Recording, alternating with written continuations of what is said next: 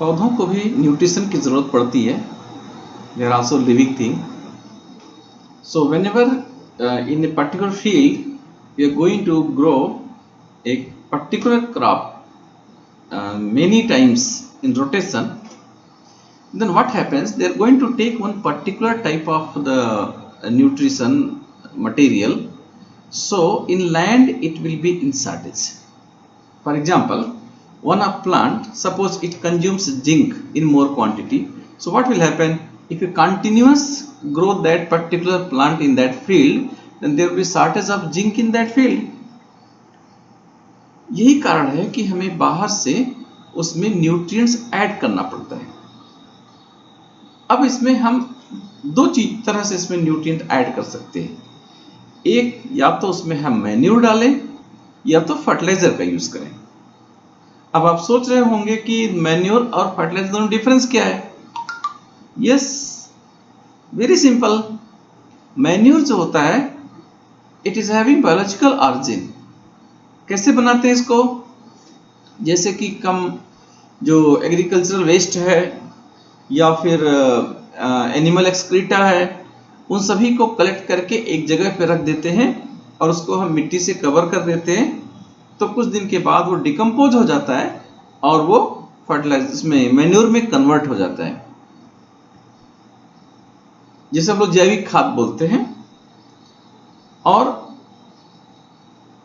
अगर आप याद करें तो हमारे अगल बगल में किसान इसकी प्रैक्टिस करते हैं, इसको बनाते हैं और उसे हम लोग अपने लोकल लैंग्वेज में घूर बोलते हैं, घूरा. तो वहाँ पे जो है एनिमल एक्सक्रीटा सब चीज़ें वहाँ पे रख दी जाती. हम लोग खेत में भी वही काम कर सकते हैं. खेत में जितने भी एग्रीकल्चरल वेस्ट हैं उनको एक साइड में कलेक्ट कर लें, उनको एक तरफ जो है थोड़ा सा गड्ढा खोद दें, उसमें रख करके ऊपर से उसको हम कवर कर दें. तो कुछ दिन के बाद वो ऑटोमेटिक डिकम्पोज होकर के मैन्यूर में कन्वर्ट हो जाएगा. और दूसरा, जो फर्टिलाइजर्स हैं उनका ऑरिजिन सिंथेटिक होता है, वो फैक्ट्रीज में बनाए जाते हैं. लेकिन आपको मालूम है मैन्यूर जो है वो हमें ज़्यादा क्वांटिटी में चाहिए होता है, क्योंकि उसमें न्यूट्रिएंट्स की मात्रा कम होती है. लेकिन फर्टिलाइजर में न्यूट्रिएंट्स की मात्रा ज़्यादा होती है, वो थोड़े अमाउंट देने से भी काम चल जाता है. और इसमें तमाम लोग डिस्कशन करते हैं कि ये ठीक है कि नहीं ठीक है, दैट इज डिफरेंट मैटर. लेकिन फर्टिलाइजर का यूज़ करने के पहले हमको उसकी मिट्टी की जांच करा लेनी चाहिए. हमें मालूम होना चाहिए कि जो फर्टिलाइजर हम डालने जा रहे हैं उसमें जो न्यूट्रिएंट्स पौधों को मिलेंगे, एक्चुअली उसकी शॉर्टेज वहाँ है या नहीं.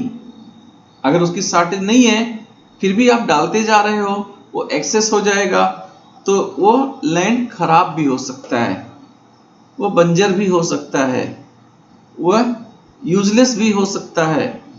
तो इसलिए हमें लैंड का सॉइल चेकअप बहुत ही रेगुलर वे में कराते रहना चाहिए. अब चलिए हम लोग इस टेबल में देखते हैं कि मैन्योर और इसमें फर्टिलाइजर में क्या डिफरेंस है. ये है difference between fertiliser and manure. आप देख रहे होंगे पहला point, fertiliser is a man made inorganic salt, that means it is synthetic. लेकिन manure it is a natural substance obtained by decomposition of cattle dung and plant residues. Fertilizer is prepared in factories, इसे हम लोग कारखानों में बनाते हैं, while the manure can be prepared in the fields. Fertilizer does not provide any humus to the soil, while the manure provides a lot of humus to the soil.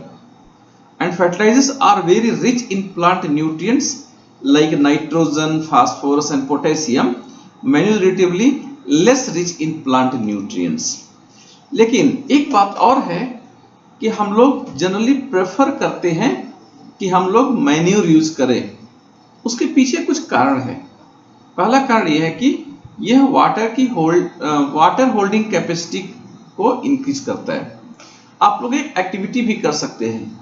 Normal soil ले लीजिए और उसको जो है आप एक funnel में एक पेपर लगा करके, फिल्टर पेपर लगा के वहाँ रख लीजिए और उसके बाद जो है उसमें आप पानी डालिए 100 ml.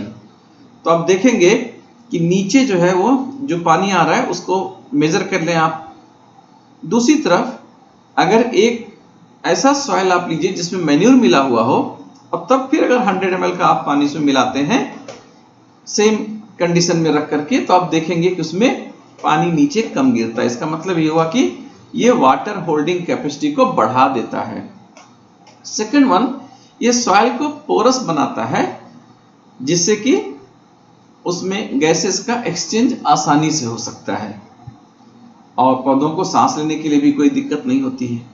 तीसरा, ये जो फ्रेंडली माइक्रोब्स हैं उनको बढ़ाता है। अब ये क्वेश्चन होता है, फ्रेंडली माइक्रोब्स क्या होते हैं?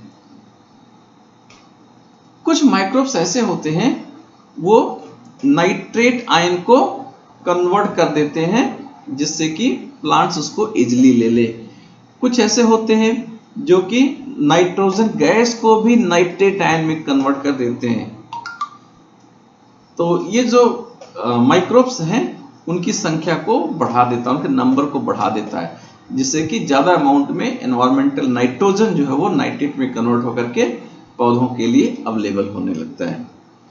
और ये सॉइल के टेक्सचर को भी इंप्रूव करता है। इसीलिए हम लोग मैन्यूर का यूज ज्यादा करना चाहते हैं। हम लोग ऑर्गेनिक खेती करना चाहते हैं।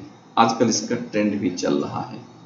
जो अगला पॉइंट है हमारा वो है इरिगेशन। अब इरिगेशन का मतलब क्या है? इरिगेशन को तो हिंदी में बोलते हैं सिंचाई। सिंचाई का मतलब क्या है? सिंचाई का मतलब होता है supplying of water to the crop at regular interval, that is called as irrigation. एक निश्चित समय के बाद उसको फिर से पानी की उपलब्धता कराई जाए तो उसे हम लोग इरिगेशन बोलते हैं। And we know that plant life is also made of maximum water.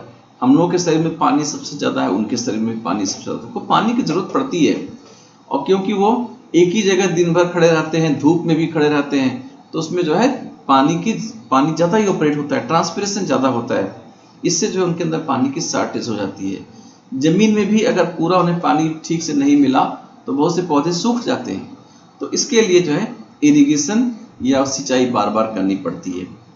आपने शायद देखा होगा अपने अगल बगल गांव में कि वेल, ट्यूबवेल या तालाब, झील या नदियां या कहीं कहीं बांध और ये कैनाल्स, नहरें, ये सब चीजें बनाए गए हैं। क्यों? क्या जरूरत है कुओं का? क्या जरूरत है ट्यूबवेल का, पॉन्ड्स का? इन सब का क्या जरूरत है? एक्चुअली इन सभी का यूज करके हम लोग प्लांट्स को वाटर देते हैं। तो इस तरह से कह सकते हैं कि ये इरिगेशन के सोर्सेज हैं जिनसे कि हम पानी लेकर के और प्लांट्स को प्रोवाइड कर सकते हैं। अब इसके बाद ये आता है कि हम लोग ये काम करेंगे कैसे। तो सबसे पहले ट्रेडिशनल मेथड देख लेते हैं। ट्रेडिशनल मेथड क्या है इसमें? जैसे कि आपने देखा होगा गांव में पानी जो है लेने के लिए कुएं होते हैं। अब तो कुओं का प्रयोग बहुत कम होता है, लेकिन पहले कुएं जो है पानी के बहुत इंपॉर्टेंट सोर्स थे।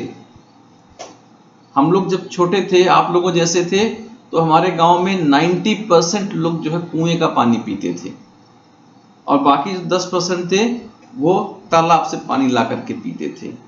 सिर्फ 2-4 घरों में नल हुआ करते थे। लेकिन अब वो पानी सेफ नहीं है पीने के लिए, तो आज जो है वेल का यूज नहीं होता है। और पहले वेल का यूज या कुएं का यूज किया जाता था सिंचाई के लिए भी। तो जो ट्रेडिशनल मेथड थे उसमें वेल, लेक्स और कैनाल ये सभी जो है यूज किए जाते थे। और पानी निकालने के लिए कैटल या ह्यूमन लेबर का भी प्रयोग किया जाता था, जैसे कि रहट था या फिर चेन पुली जो लगाई गई थी, तो उसको चलाने के लिए जो है वो यूज किए जाते थे। आप इस फिगर में देख रहे होंगे कि इसमें से पानी निकाला जा रहा है, और आप ये भी देख रहे होंगे कि डिफरेंट अलग अलग तरीके के, जैसे मोट है, इसमें चमड़े की थैली होती है। इस चमड़े की थैली से पानी भर करके ऊपर तक ला करके फिर से पानी गिरा दिया जाता था। तो यहाँ पर पानी इसको खींचने के लिए कोई आदमी रहता था जिसको खींचता था, क्योंकि एनिमल तो उसको बार बार ऐसे यहाँ तक नहीं खींचते।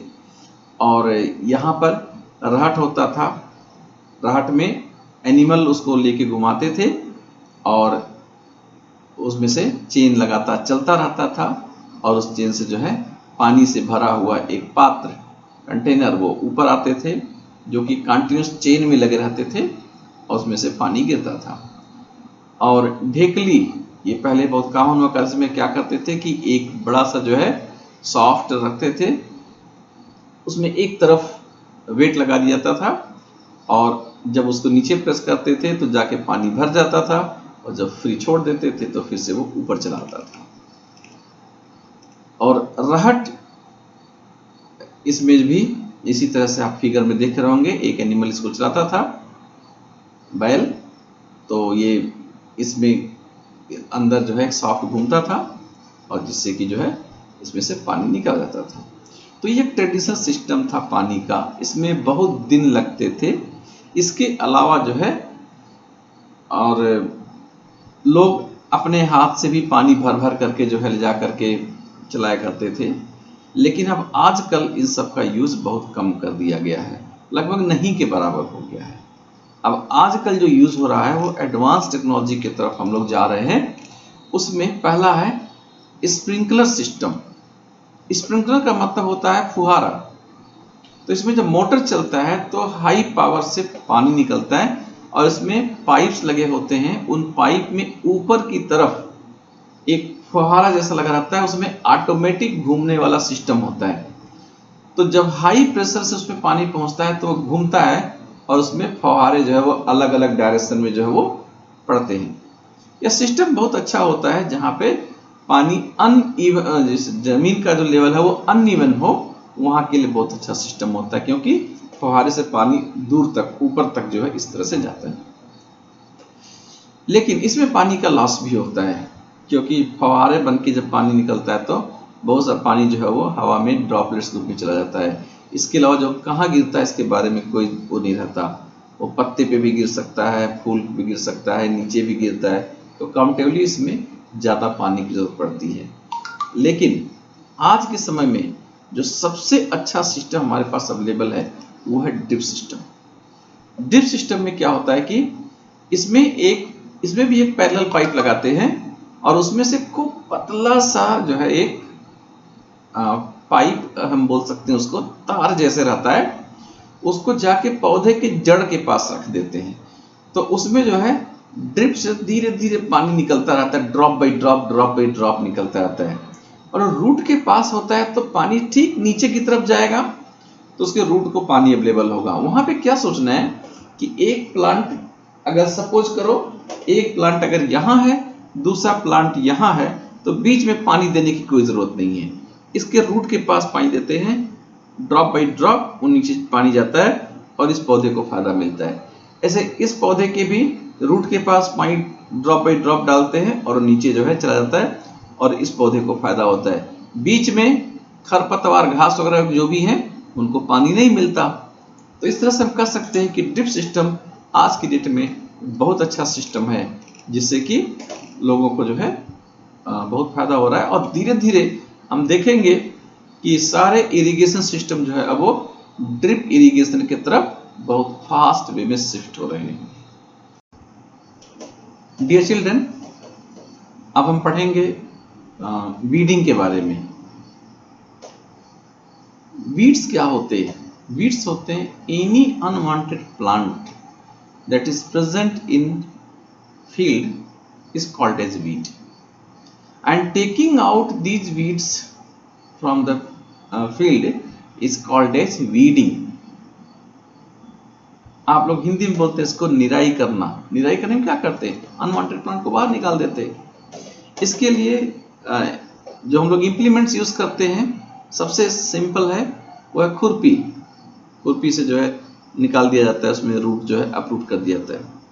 इसके अलावा आपने देखा होगा जब प्रिपरेशन ऑफ सॉइल प्रोसेस हम यूज करते हैं तो उसमें सॉइल को उलट दिया जाता है।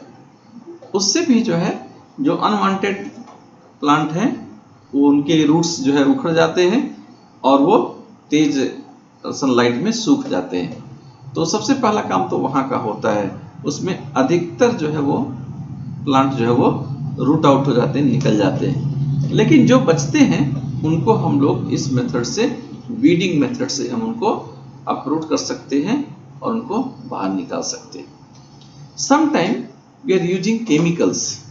एक बहुत ही कॉमन केमिकल है 2,4-D, इसको यूज किया जाता है। तो वो केमिकल वो स्प्रे किया जाता है प्लांट्स के ऊपर, तो इसमें जो अनवांटेड प्लांट्स हैं, जो वीड्स हैं, ये सिर्फ उन्हीं को नुकसान पहुंचाता है, लेकिन यह उस पर्सन को भी नुकसान पहुंचाता है जिसको स्प्रे करता है।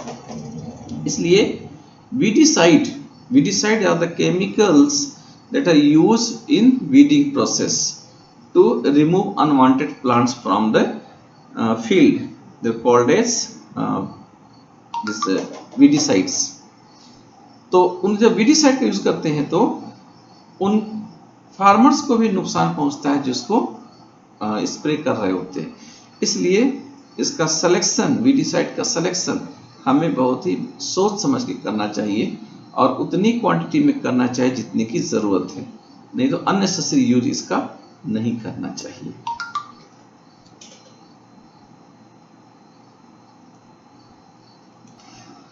अब जो अगला स्टेप है फार्मिंग में, वो है हार्वेस्टिंग।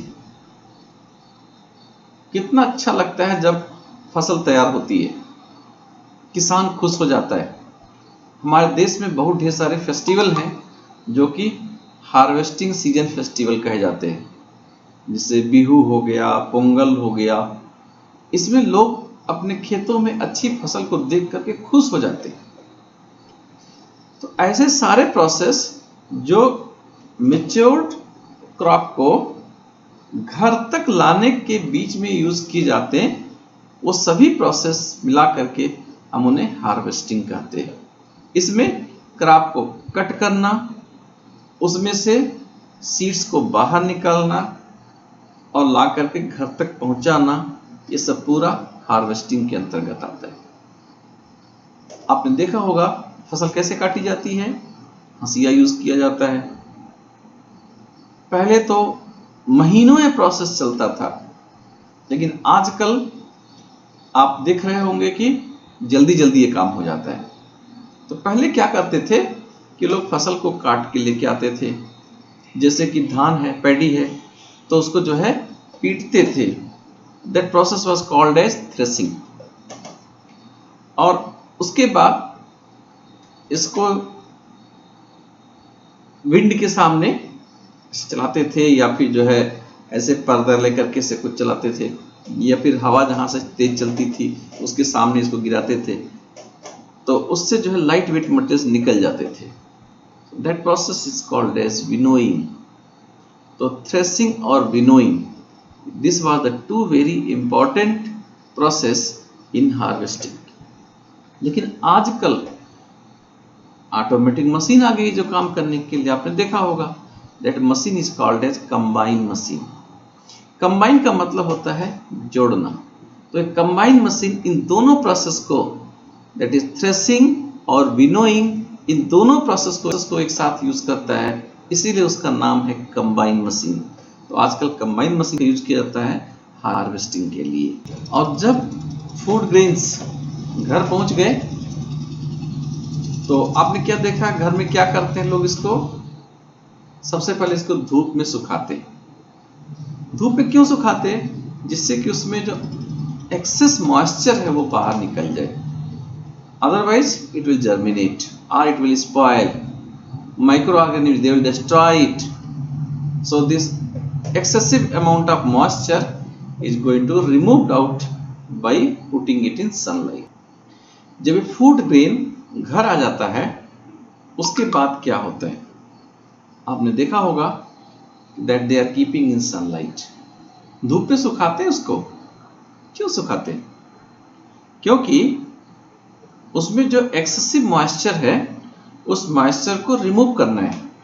अगर मॉइस्चर रह जाएगा तो उसमें माइक्रो ऑर्गेनिज्म डेवलप हो जाएंगे, या सीड जर्मिनेट हो जाएगा, स्पॉइल हो जाएगा। इसलिए एक्सेसिव मॉइस्चर को रिमूव करना जरूरी है, इसके लिए उसे सनलाइट में रखते हैं। कभी कभी उसमें इंसेक्टिसाइड भी ऐड करते हैं स्टोर करने के पहले, लेकिन अवॉइड करना चाहिए इसको। लॉन्ग टर्म तक अगर उसे रखेंगे तो वो नुकसान पहुंचाता है, इसलिए उसको अवॉइड करना चाहिए। सरकार ने आदेश किया है इसके लिए कि कोई भी फूड मटेरियल्स जो कि सीधे धुल करके यूज होता है उसमें कोई भी इंसेक्टिसाइड अब नहीं डाला जाएगा, जैसे कि चावल या गेहूं या मूंगफली का दाना, ये सब स्टोर करने के समय में अब उसमें हम लोग इंसेक्टिसाइड या कोई भी पर्सन उसमें इंसेक्टिसाइड नहीं डाल सकता, नहीं डालना चाहिए। और इनको रखते कहाँ हैं? इनको रखने के लिए घरों में हम लोग सिलोज, जिसे कभी कभी लोकल लैंग्वेज लोग बोलते हैं डहरी, तो उसके अंदर इसको रखते हैं। ये सॉइल का बना हुआ रहता है। आजकल तो एल्युमिनियम और स्टेनलेस स्टील के भी silos are available now these days, so they are putting into that, और सो एयर टाइट क्लोज कर देते हैं जिससे कि वो स्टोर रहता है।